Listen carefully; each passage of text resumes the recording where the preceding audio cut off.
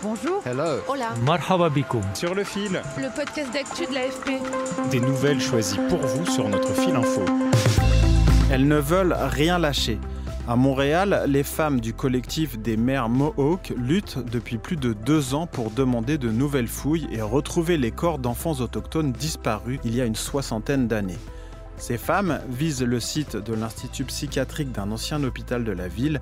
Dans les années 50 et 60, la CIA y a financé des recherches médicales.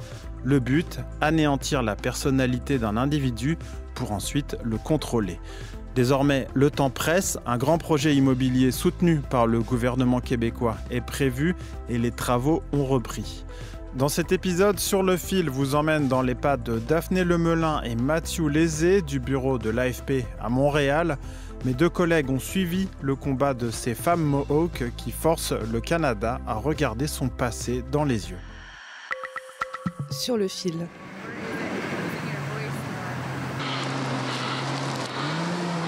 Sur les pentes du Mont-Royal, les bulldozers sont de nouveau à l'œuvre sur le site de l'ancien hôpital Royal Victoria. La justice québécoise a autorisé la reprise des travaux pour y construire une extension du campus de l'université McGill. Mais la détermination des mères Mohawk, les Ganistan Serra, pour retrouver les corps disparus ne faiblit pas à l'image de Gahan Tineda, figure de l'activisme autochtone. À 85 ans, elle en a fait son dernier combat.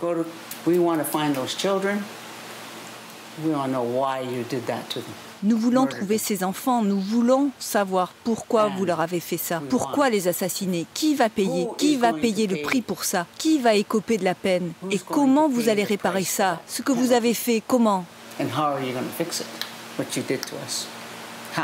À quelques centaines de mètres de l'hôpital se dresse l'ancien institut psychiatrique Allan Memorial, l'un des bâtiments emblématiques de Montréal. Suivi par mes collègues, Gahan Tineda et Guadillo pénètrent sur le site malgré les rubans de signalisation qui interdisent l'entrée. C'est ma terre, s'agace Gahan Tineda en piétinant un ruban en plastique avant de se diriger vers une piscine extérieure abandonnée. En 2023, des fouilles avaient été ordonnées par la justice. Des chiens spécialisés dans la recherche de restes humains s'étaient longuement attardés à cet endroit. The dog ran over there, jumped around, kept jumping around over that. Si les fouilles ont été abandonnées, les Ganistan Serra ne baissent pas les bras, à l'image de Guadillo qui pense à ses enfants disparus.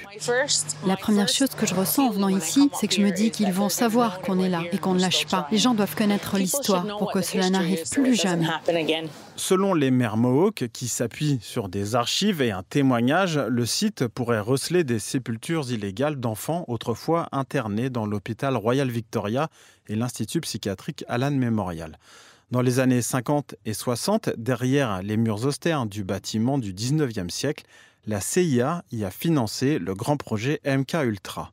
En plein cœur de la guerre froide, l'idée était de voir s'il était possible d'anéantir la personnalité d'un individu pour pouvoir ensuite le contrôler mentalement. Des expérimentations ont été alors menées aux États-Unis, au Royaume-Uni et au Canada. À Montréal, des patients, notamment des enfants autochtones, se sont vus administrer des électrochocs, des drogues hallucinogènes ou des privations sensorielles. Philippe Blouin est anthropologue, il travaille avec les mères Mohawk. On ne peut pas dire avec certitude combien d'enfants ont été victimes. Ce sont parmi les expérimentations médicales les plus secrètes du monde occidental et les archives sont très difficiles à trouver. Selon l'université McGill et la Société québécoise des infrastructures, une agence du gouvernement québécois, aucun reste humain n'a été découvert sur le site de l'Institut psychiatrique. Une conclusion que les mères Mohawk contestent.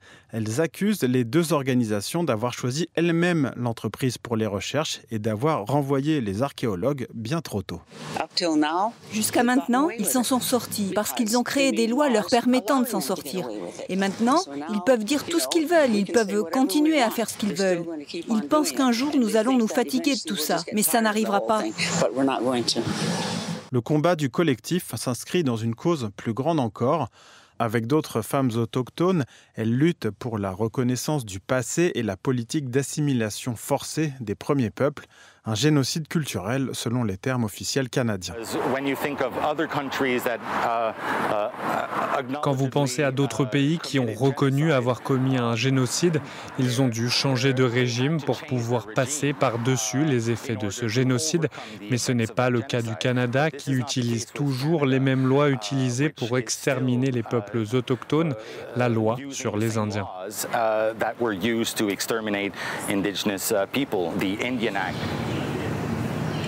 L'Indian Act, la loi sur les Indiens, a été introduite en 1876. Elle visait à éradiquer la culture des Premières Nations et à promouvoir l'assimilation de leurs membres dans la société canadienne. Plusieurs dispositions particulièrement discriminatoires ont été abrogées dans les années 80, mais plusieurs peuples autochtones demandent l'abolition de cette loi pour obtenir notamment plus d'autonomie. En mai 2021, la découverte des restes de 215 corps d'enfants enterrés dans une fosse commune du pensionnat pour autochtones de Kamloops, dans l'ouest du pays, a ravivé la blessure d'une page sombre de l'histoire canadienne. Au total, 150 000 enfants ont été scolarisés dans ces pensionnats religieux entre 1831 et 1996. Plusieurs milliers n'en sont jamais revenus. Pour les militants, il faut que le Canada regarde son passé en face pour que les choses changent. On ne peut pas continuer comme ça. On est une nouvelle génération, mais le système reste le même. Quelque chose doit changer. Et c'est pour ça que nous sommes ici. On est là pour recréer l'harmonie qui existait avant le système colonial.